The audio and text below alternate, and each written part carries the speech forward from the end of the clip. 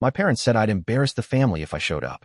Hours later, my sister's boyfriend learned who I am, and they all came crawling back. I smiled, then sent a lawyer. I had planned everything for months.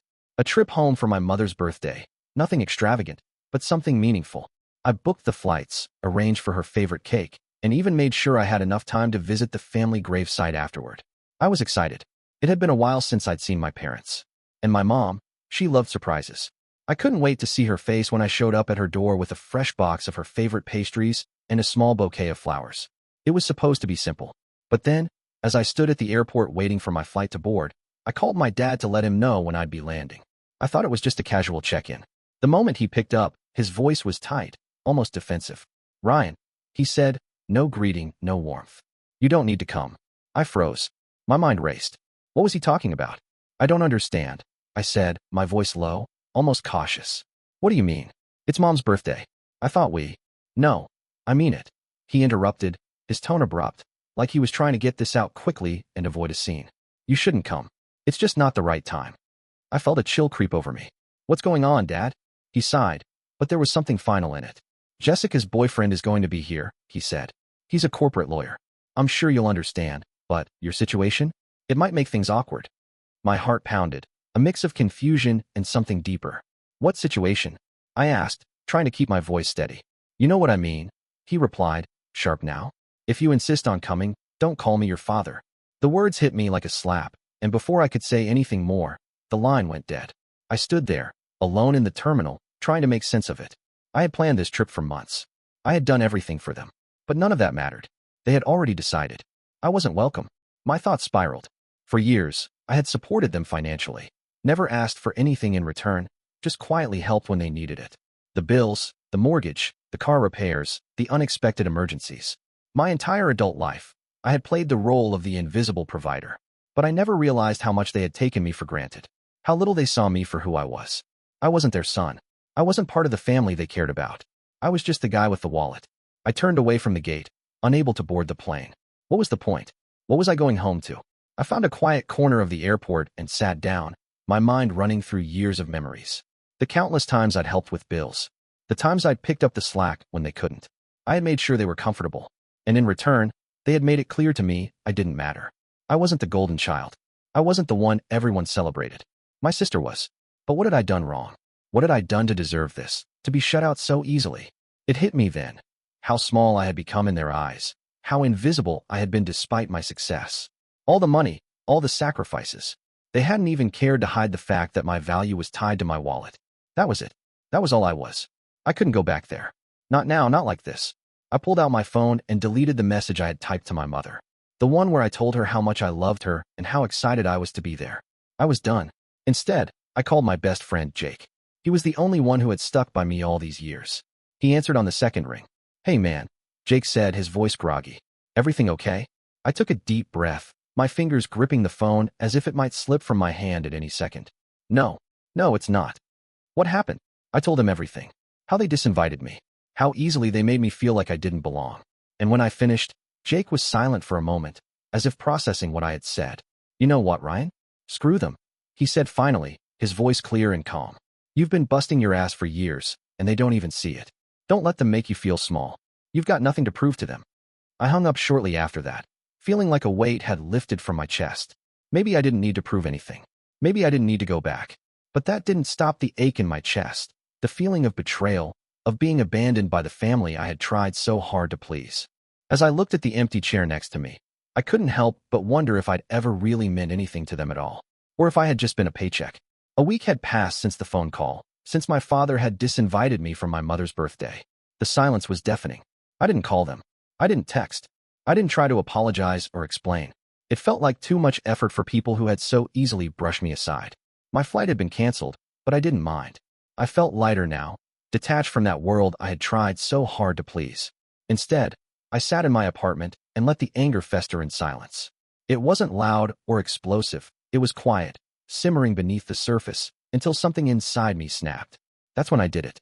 I sat down at my desk one evening, opened up my laptop, and went through all the accounts I had been managing for my parents: utilities, car payments, credit cards, and more. Each one had been on automatic payment for years. Each one had been an unspoken responsibility I took on without question. One by one, I canceled them. I went through the electricity, water, internet bills, and every monthly subscription they had. The car payment? Gone. The credit card payments? Stopped. I didn't need to explain it to them. They didn't deserve an explanation. I hit confirm on the last one and sat back, staring at the screen. A strange sense of calm washed over me. It was like I had severed a chain, one I didn't even know I was still attached to. For years, they had depended on me, on my steady paycheck, on my willingness to help. And for years, I had been nothing more than their fallback plan. Now, it was my turn to stand up for myself. I thought I'd feel guilty, but I didn't. Not even a little. A few days later, my mother texted me. "Hey, sweetie, I need a little help with the internet bill this month. Just this once." I stared at the text for a long time before putting my phone down. I didn't even respond. Instead, I went to the kitchen and made myself a cup of coffee. I could hear the soft pings of my phone as the messages piled up. Mom, then Dad, then my sister, Jessica. The text messages started to feel more frantic, like they were all trying to get through to me before something irreversible happened. But I ignored them all. It was the day of my mother's birthday when everything started to unfold. My phone buzzed incessantly, each call from the same numbers I had ignored for days. I could almost hear their panic through the phone, even though I wasn't answering. They were scrambling. By now, the power had gone out at their house, along with the internet. The water had stopped flowing, and I imagined my mother trying to figure out what to do without the things she relied on. There had been no warning, no hint from me, just silence on my end and the chaos on theirs. I smiled as I sipped my coffee, leaning back in my chair. They were getting a taste of what it felt like to rely on their own hands instead of mine. For once, they had to take responsibility for themselves. The calls continued through the day.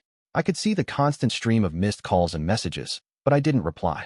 It wasn't anger that kept me from responding. It was something quieter, something much more final. Around 6 o'clock, my mother finally sent a text, this one shorter, more desperate. "Ryan, I don't know what's going on. Can you please help? We need the internet for the birthday party, at least." I stared at the message for a long time, my finger hovering over the screen. I could have replied. I could have told her I would help, that everything was okay. But I didn't. I just let it sit there. Instead, I checked the time, 6:15 p.m. I was watching their frantic little world spin out of control, and there was nothing I could do for them. The things they had always taken for granted, the stability, the security, the relief that came when I paid the bills, were gone. They had only ever noticed me when things went wrong. And now, they were feeling that discomfort. The inconvenience. The frustration. As I watched the time slip by, I felt no guilt. No remorse. Not for the first time in my life, I felt free. Free of their demands. Free of their need for my constant support. I had set a boundary. I had finally taken control of something that was mine. My life, my peace, my time. The phone kept ringing, but I didn't answer. I watched the evening unfold. I could hear the frantic messages and calls as they tried to fix things. At some point, I heard a knock on the door, loud, persistent, desperate. I didn't move. I wasn't going to open the door. Instead, I watched as the evening wore on, the silence inside my apartment feeling like the first real silence I'd had in years. As night fell, the lights in my apartment stayed on. My phone stayed silent, untouched, as the rest of the world scrambled around me, and I savored the moment. For the first time, I felt like I had taken back something that was mine. No more silent sacrifices. No more being taken for granted. No more being the backup plan. I was done, and it felt amazing. It was late that evening when my phone buzzed again. The same familiar number, Jessica, my sister. I had been ignoring her messages all day. The steady flow of notifications, each one a little more frantic than the last, told me that they were starting to realize what had happened, and it wasn't just the utility bills that had gone missing. This time, the text was simple. "Mom's upset. Why aren't you helping? Please come over." I set the phone down on the coffee table, sipping my drink slowly as I let the message sit there, cold and unresolved. It wasn't about the money anymore. It was about the control. It was about finally showing them that I wasn't just the guy who bailed them out when things got tough. I wasn't just their safety net. I didn't know how long I could keep avoiding them, but at least for tonight, I didn't have to face the weight of their expectations. Instead, I leaned back in my chair and closed my eyes, listening to the buzz of the city outside my window. And then came the FaceTime call. I almost didn't pick up. I wasn't ready for whatever new drama she was about to unload, but something told me that this time, it might be different. Maybe this time, she'd actually want to talk. I swiped to answer. "Ryan." Jessica's voice rang through, sharp and accusatory. "What the hell is going on? Why aren't you answering your phone?" Her tone was familiar, full of concern but also tinged with frustration. She was used to getting answers from me, used to my willingness to jump in and fix whatever mess she or the family found themselves in. I wasn't sure I was ready to give that to her. I've been busy, I said, keeping my voice steady, leaning back in my chair. You know, taking care of myself for once. Her face, normally filled with judgment and subtle entitlement, faltered for just a second. You're not seriously ignoring us over a few bills, are you? It's just a misunderstanding. Mom didn't mean to. Say that I don't belong? I cut her off, feeling a surge of anger I'd been holding back all day. She didn't mean to leave me out of her birthday? She didn't mean to make it clear that I'm not good enough to even be in the same room with her friends? Jessica didn't respond right away. I could tell she was caught off guard. I'd never spoken to her like this before. My voice was calm, but it carried an edge she wasn't used to hearing. I didn't say that, she finally said, her voice softer, but still defensive. It's not like that. But it is like that, Jessica. I leaned forward, staring into the screen, watching the shock play out across her face. For years, I've been doing everything for this family, and the second I stop, you all turn on me like I've done something wrong. There was a long pause. I could almost see her scrambling for the right thing to say. She didn't know how to fight back this time. She wasn't used to me calling out her entitled behavior, the constant string of favors she had expected from me without ever offering anything in return. Look, I didn't ask for this, she finally said, a touch of guilt in her voice. But we all need your help right now. You can't just leave us hanging. The words stung, but I didn't let them show. She was asking for help. It wasn't just the birthday or the bills. It was everything. Every favor, every unspoken demand, and now, the guilt-tripping that had become so familiar. I don't know what you expect me to say, Jessica, I said, my voice growing colder. You want me to just come running when you all decide you've pushed me too far? You want me to pretend like I haven't been the one holding this whole thing together for years? Her face hardened. So what? You're just going to cut us off completely now? You're really going to walk away from your family? I'm not walking away from them, I replied, feeling a strange sense of calm. I'm just done being used. Done being the backup plan. The minute I stopped paying the bills, you all suddenly noticed me. Before, I was invisible. Jessica's lips pressed together as she took a slow breath, trying to process what I was saying. I knew she didn't like it, didn't like hearing it, but deep down, I knew she understood. It had always been this way, hadn't it? They only ever saw me when they needed something. The silence stretched between us, thick and uncomfortable. I almost wanted to hang up, but then something shifted in the atmosphere. Wait, Ryan, Jessica said, her eyes widening, as if a light bulb had just gone off. Wait, oh my God. I furrowed my brow. What are you talking about? She tilted her head slightly, a look of realization crossing her face. Then she said it. Ethan, wait, you're the investor, aren't you? You're the one who saved his company, the one who kept it going. I blinked. The shift in her tone was almost imperceptible, but it was there. She wasn't speaking to me like a brother anymore. She was speaking to me like a business partner. Ethan, I asked, still trying to make sense of what she was implying. What are you? You're the one who saved his company, Jessica repeated, this time with more certainty. Oh my God, you were the investor. The one who gave him that loan when it all seemed to fall apart. I stayed silent for a long moment, letting it sink in. Ethan, the boyfriend who had been the reason for my disinvite from my mother's birthday party, had no idea who I really was. He didn't know I was the one who had kept his precious corporate world afloat. Finally, I nodded. Yeah, I am. Jessica's face went still, and I could see the shift in the room as the realization hit. Oh, well, she said slowly.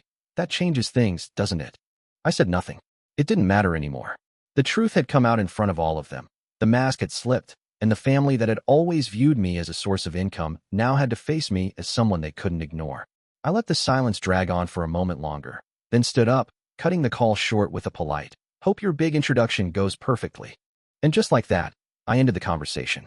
The days passed slowly after that. My phone stayed quiet for a while, and it felt like the weight of the world had lifted from my shoulders. No calls, no texts, just silence. It was the first time in years that I wasn't worried about whether or not I was going to get a call from my mom asking for help with something, or worse, guilt-tripping me for not being around enough. But as I sat in my apartment, finally settling into this strange new freedom, I felt a tap on the door one morning. It was just after breakfast. A soft knock, hesitant, almost shy. I glanced at the clock, 10:45 a.m. I wasn't expecting anyone, so I wasn't thrilled about the interruption. Still, I stood up, brushed my shirt, and walked over to the door. When I opened it, I wasn't expecting what I saw. There they were, my parents, both standing on my doorstep. My mother, still wearing her faded cardigan and a faint smile that didn't quite reach her eyes, and my father, his hands stuffed in his pockets, looking awkward and unsure. Behind them, my mom was holding a box, A cake box, I noticed. A cherry almond cake, the one my mother used to make every year for her birthday when I was younger. My stomach twisted. What are you doing here? I asked, trying to keep my voice even. I didn't want to sound harsh, but I couldn't help it.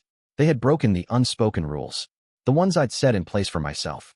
We wanted to come by, my father said, glancing nervously at my mother, who seemed to be waiting for him to take the lead. We thought we could, talk about everything.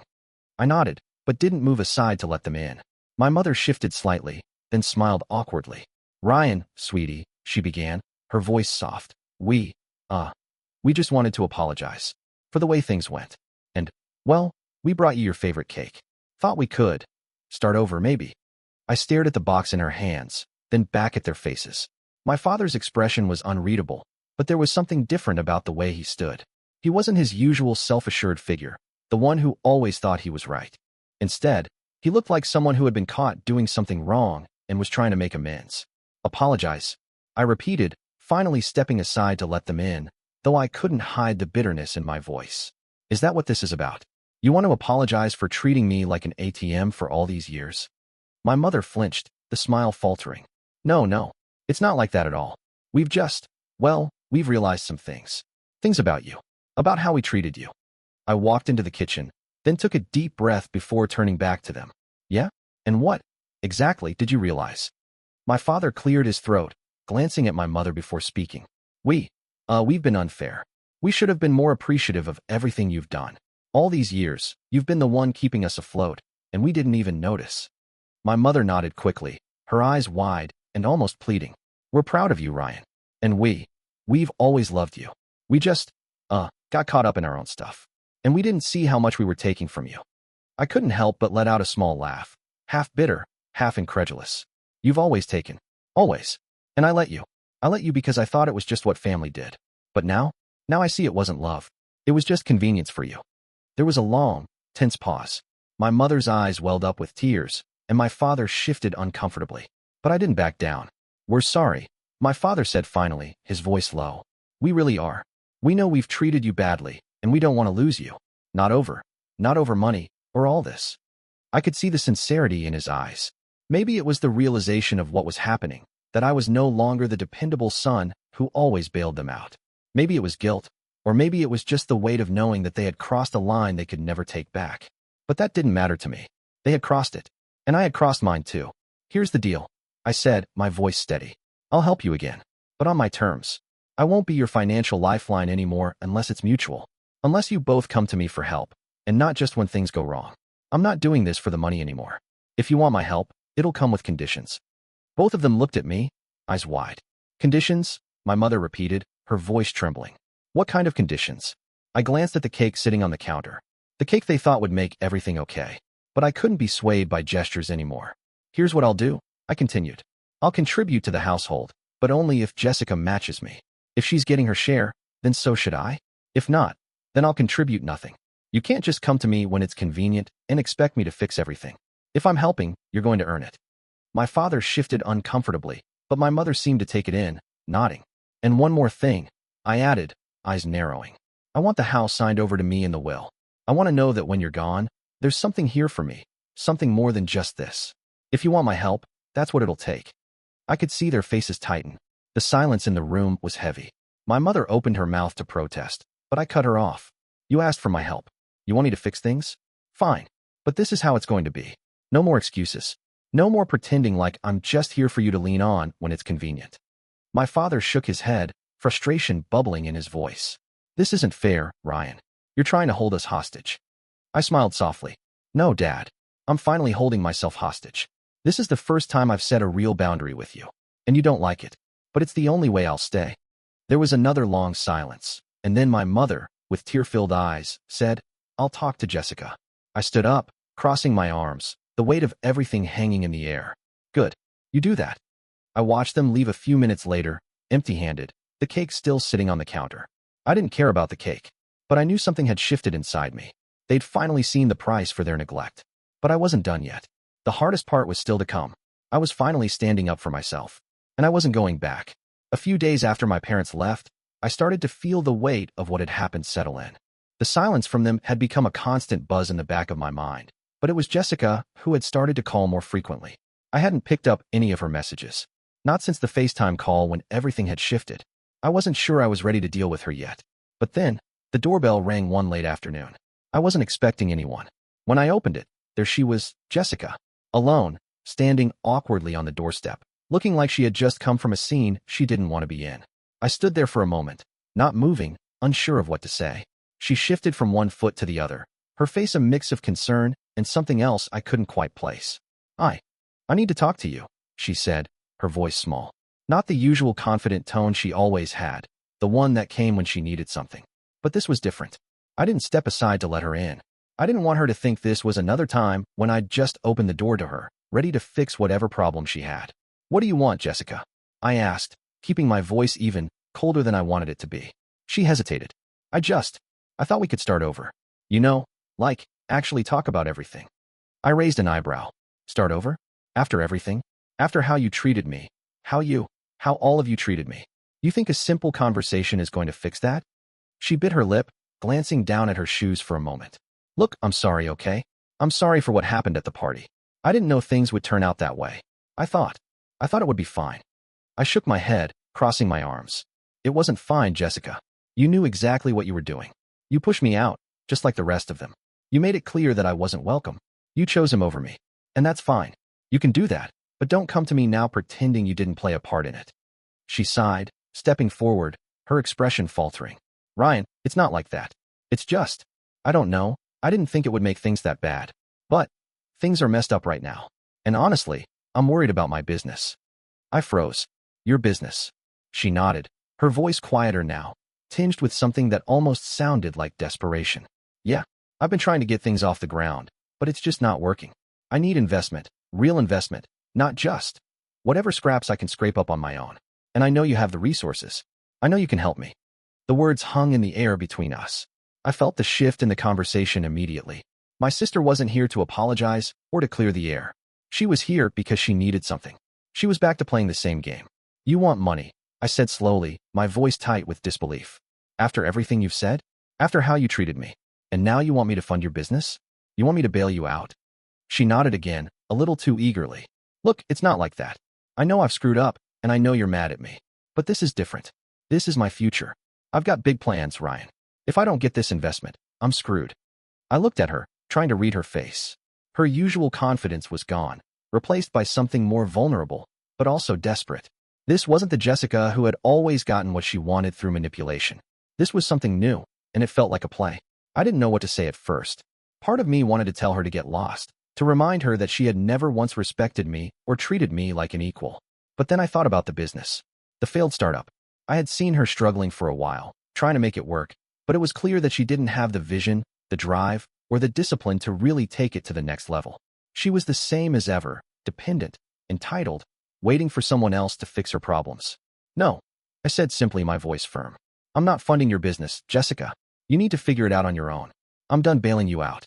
Her eyes widened, a flicker of panic crossing her face. What? You're serious? I nodded slowly. I'm serious. This is your business, your responsibility, not mine. If you can't make it work, then you need to learn from your mistakes. But I'm not going to throw money at a failing venture just because you think I owe it to you. She opened her mouth to argue, but I held up a hand to stop her. No, I'm not doing this. I've given enough, Jessica, and I'm done. Her face shifted from disbelief to anger. You're unbelievable, she spat, her voice rising. You think this is just about money? You think you can throw everything away just because you're pissed off? I didn't flinch. Yeah, maybe I am pissed off. But I'm not going to fund your dreams just because you finally realize you need help. You don't respect me. You never did. She clenched her fists, clearly trying to hold back from saying something she'd regret. The tension in the air was thick, but I stood my ground. You always thought I was just your backup plan, I said, my voice cold. I'm not your safety net anymore. You want to make something of yourself? Then do it. But not on my dime. For a moment, she said nothing. Then, her face twisted into a bitter smile. You know, she said, her voice dripping with sarcasm. Maybe I'll just figure it out without you. Maybe I'll make something out of this business, and you'll be the one who regrets not helping. Good luck with that, I replied. I'm not interested in being part of your little game anymore. She turned abruptly, grabbing her bag off the couch, her anger still simmering beneath the surface. Fine, she said, her words sharp. But don't say I didn't warn you. You won't always have the luxury of sitting back and watching everyone else fall apart. I watched her storm out of my apartment, the door slamming shut behind her. For the first time in my life, I felt something I hadn't felt before, relief. I was done. She had pushed me too far, and now there was no going back. 10 days passed after Jessica's visit, and things were eerily quiet. I had expected her to escalate things, maybe throw a tantrum, or make some final attempt to manipulate me into funding her failing startup. But there was nothing. No calls. No messages. The silence felt final, almost like everything had been settled. Then, on a Thursday afternoon, my phone buzzed with a message that changed everything. It was from one of my old friends, Tim. He had been a regular at my bar for years, and I'd kept in touch over the months, mostly about business and casual catch-ups. His message was simple, but it hit me like a ton of bricks. Hey Ryan, saw something weird today? You might want to check this out. I opened the message, and my stomach sank. Tim had attached a screenshot, a post from Jessica's business Instagram. I clicked on the photo, and there it was. A picture of a sleek new storefront for Jessica's boutique. And underneath, in bold lettering, it read, "Excited to announce that we're officially backed by Ryan Turner, an investor who believes in our vision." I blinked. My mind raced, and I read it again. Backed by Ryan Turner. I was stunned. I had never once agreed to be her investor. I hadn't given her a dime. And I certainly hadn't authorized her to use my name, my reputation, to prop up her failing business. I sat down, heart pounding, as the realization hit. She had used my name without my permission. She was leveraging my success to create the illusion of legitimacy for her startup, hoping to draw in customers and investors by associating herself with me.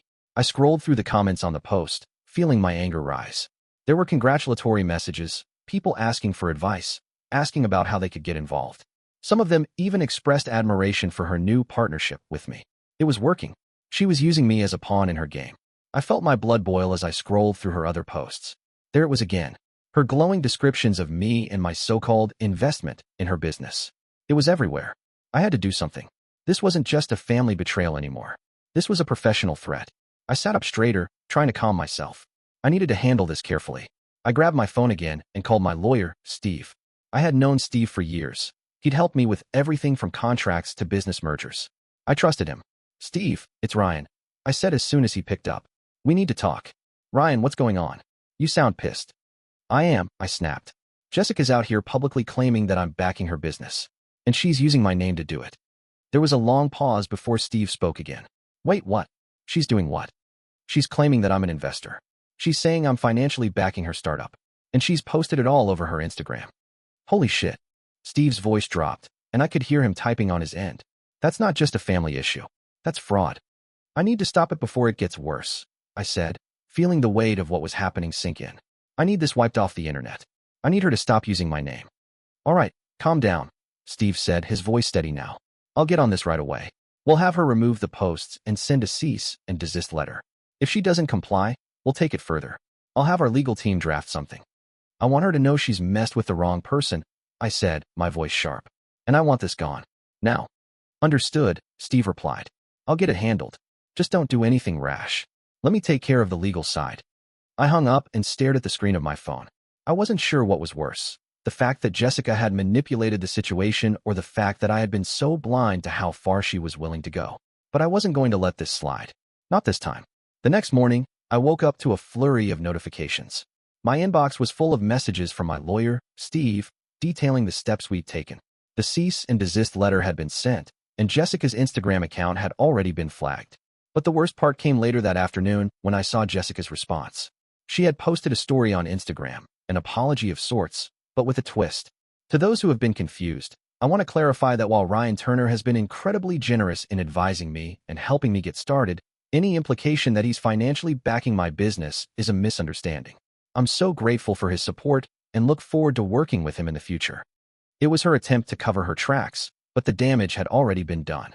I couldn't believe the audacity. She had tried to turn the situation into something that made me look like I was supporting her, and when she got caught, she tried to backpedal. I wasn't just angry anymore. I was disgusted. I took a deep breath, trying to calm myself. This was no longer a matter of family.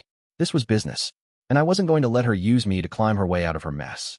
By the time I had finished reading her post, I was already drafting a message to my lawyer, telling him to prepare for whatever came next. But I didn't just want legal action. I wanted Jessica to understand that there were consequences for using my name like that. I wasn't going to let her get away with it. Later that evening, as I was watching the news for some distraction, my phone buzzed. It was a message from my Aunt Linda. Ryan, you're not going to believe what Jessica did. She's telling people that you're the one who backed her business, that you were always on her side. The family is talking. This is getting out of hand. I sighed and set the phone down. It wasn't just the business world she was messing with now. It was everyone. And I knew she had no idea how much she had underestimated me. But that was about to change. The next step was clear.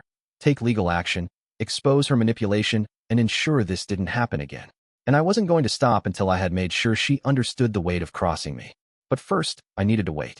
Let her dig herself deeper. Let her fall apart. And then, when the time was right, I'd make my move. And just like that, the family drama had turned into a full-blown professional war. A few days passed after Jessica's public attempt to salvage the damage she had done. My lawyer, Steve, had filed the cease and desist order, and the posts were taken down. But the fallout didn't stop there. It felt like the entire family had rallied behind Jessica. They were all calling me, texting me, showing up at my door with their pleas, their excuses, their complaints. They had all bought into her story, the one where I was the villain for doing the right thing. The tension was suffocating. And then, just as I thought the storm was dying down, they showed up. It was my parents, this time. But this time, they didn't come empty-handed. They arrived with a lawyer. I answered the door to find them standing in the hallway, the lawyer between them. His suit was crisp, his demeanor cold. He had that kind of look, the kind that made you feel like you were in trouble just by being near him. Ryan, my father said, glancing at me, but his eyes quickly shifted to the lawyer, then back to me. We need to talk. I felt a flicker of irritation. What's this? I asked, nodding at the man standing at their side. Who's this? This is our lawyer, my mother chimed in, her voice surprisingly calm but strained. We've been thinking about this whole situation, and we've decided that we need to come to some resolution. This can't keep going. I crossed my arms, looking from my parents to the lawyer. So now you bring in a lawyer? Are you serious? After everything that's happened, you're trying to force me to fix things with Jessica? I didn't hide the bitterness in my voice. The lawyer cleared his throat, stepping forward. I think we can all agree that there have been some misunderstandings here, but I'm here to help resolve this matter amicably. I narrowed my eyes. Misunderstandings? She used my name for her business, claiming I was financially backing her without my permission. That's not a misunderstanding. That's fraud. The lawyer shifted uncomfortably, but kept his tone professional. I understand you're upset, but the situation can be handled more smoothly if we reach a compromise. What we need is for you to sign over any claim to their estate, as a gesture of good faith. That will help us move forward and avoid any further issues. Wait, I said, taking a step back. What? You want me to sign over my claim to the estate? What are you talking about? My father's voice finally cut through the tension, though it was quieter than usual.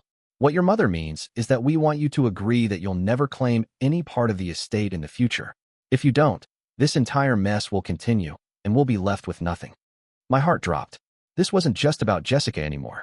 This was about them trying to cut me out completely, trying to erase me from the family's future. I laughed. So that's it then? You've come here to tell me that you want me to walk away? After everything I've done for you all, this is how you repay me? By cutting me out, telling me to leave everything behind? The lawyer took a step forward. We believe this is the best course of action for everyone involved. Your involvement with the family's finances, especially with the investments and your claims on the estate, has created complications. The only way to resolve this and avoid a bigger legal battle is for you to forfeit your claim. I couldn't believe what I was hearing. It was like they had never cared at all. They just wanted me to be silent and compliant, to bend to their will. Everything I had done for them, all the support, all the money, it had meant nothing. You're really asking me to walk away, aren't you? I said, keeping my voice steady despite the rage building inside. After everything I've done, you're asking me to just give it all up? To let you guys manipulate me into being invisible again?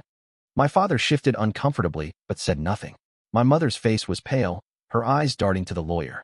She was waiting for me to say yes, for me to sign away any claim to the family fortune. But I wasn't going to play their game anymore.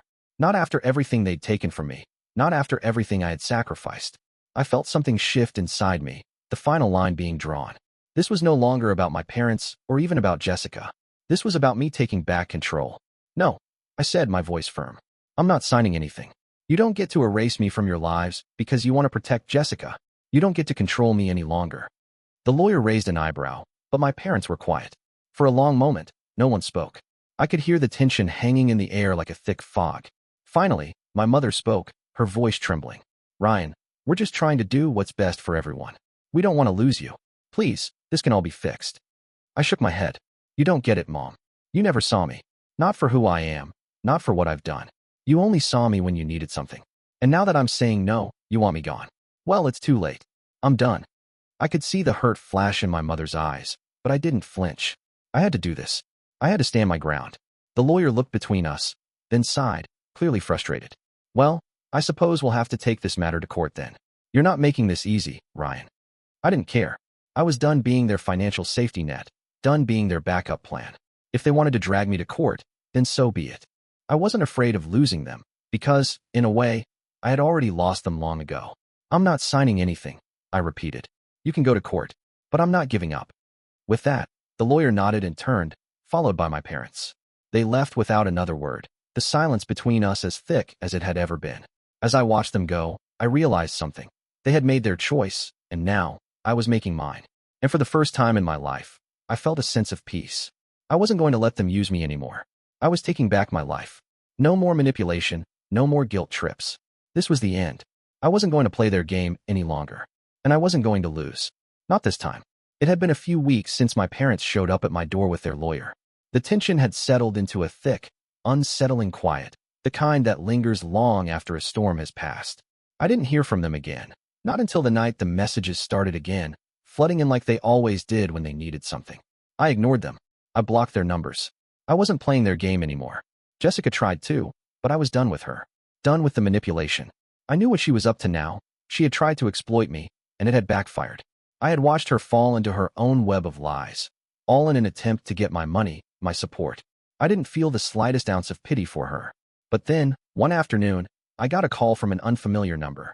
The area code was local, but I didn't recognize it. I stared at the phone for a moment, debating whether I should pick it up. Something told me that it wasn't one of them. It didn't feel the same. I hesitated, then swiped the screen. Hello, Ryan. The voice on the other end was strained, but unmistakable. It was my mother. It's your mom. Can we talk? I exhaled sharply, the old, familiar irritation flaring up in me. What now, Mom? Her voice faltered. I know you're angry. I understand why you are. But, can we please just talk? In person. I didn't respond immediately. I hadn't seen her in weeks. I hadn't even heard her voice until now. A part of me wanted to slam the phone down, to tell her I wasn't interested in playing this game anymore. But another part of me, the part that had always tried to protect her, tried to make things right, was tempted to listen. Why now? I asked quietly. Why should I bother? After everything? There was a long pause, and when she spoke again, it was in a voice so small, so vulnerable, that it took me off guard. Because I need you, Ryan. We both do. Your father and I. We've been talking. We realized. We've lost everything because we didn't treat you like we should have. I clenched my jaw. So what? You want me to fix everything again? Is that it? You've only ever come to me when you needed something, Mom. And now I'm supposed to forget all that? She sighed, her voice breaking slightly. I know it's too much to ask. But I'm asking anyway. Please, come to the house. Let's talk. We're not asking for money. Just a chance to make things right. I could feel the anger bubbling up, but this time, it wasn't just anger. It was something different. Something like pity, or maybe even sadness. I didn't know what I felt anymore. But I wasn't ready to throw everything away. Not yet. Fine, I said, my voice still cold, but the words escaping before I could stop them. I'll come by, but don't expect me to just forget everything. I hung up the phone and stood still for a moment, letting the silence settle over me. I didn't know why I had agreed to go, but I couldn't shake the feeling that this was it. The last time I would see them for a while. The last time I would try to make things work. I drove to their house that evening, my mind running through the possibilities. Would they try to manipulate me again? Would they finally admit that they had taken me for granted, that they had used me? Or would this be the same old story, where they pretended everything was fine and asked for more of my time, my money, my life? When I got there, the house looked the same. The lights were on in the kitchen, the soft hum of the refrigerator filling the silence. My heart beat in my chest as I walked up to the front door and knocked. I wasn't sure what I expected, but I wasn't expecting what happened next. My mother opened the door, her eyes red from crying. She looked older, more fragile than I remembered. Ryan, she whispered, her voice barely audible. Thank you for coming. I nodded but didn't say anything. I just stepped inside, trying not to let the flood of emotions overwhelm me. The house was quiet, too quiet. It felt like the walls were closing in, like everything in this place reminded me of all the times I had been ignored, all the times I had been taken for granted. We sat down in the living room, My parents on one couch, me on the other. It felt like a distant memory, this awkward setup, too many years of silent dinners, too many years of pretending everything was okay. So what now? I asked, breaking the silence. You want me to just come back and fix things? My father finally spoke up, his voice gravelly. No, Ryan. We don't expect you to fix anything. We want you to know we're sorry. For everything. For the way we've treated you. We were wrong, and we're sorry. I stared at him for a moment, trying to read his face. Was this genuine? Or was it just another act? We never meant to make you feel like you didn't belong, my mother added, her voice softer now. You've always been a part of this family, Ryan.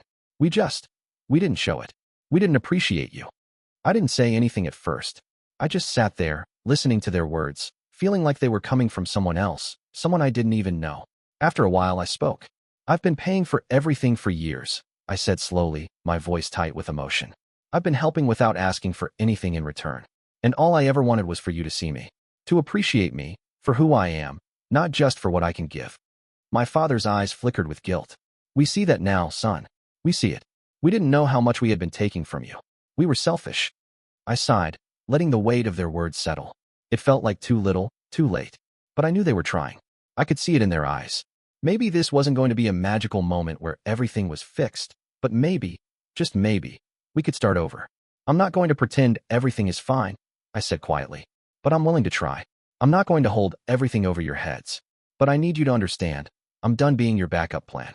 I'm done being the one you come to when things go wrong. I need more than that.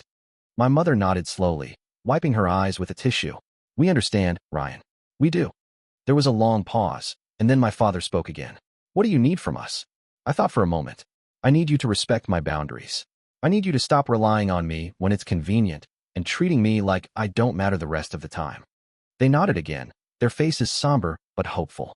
I'll help you, I said, my voice firm. But it has to be different from now on. No more excuses. My father looked at me with a weary smile. It'll be different, son. I promise. And as I sat there, finally hearing the words I had wanted to hear for so long, I realized something. I was free. I wasn't bound by their expectations anymore. And that, more than anything, was what I had needed all along. It was time to walk away, but it was also time to move forward.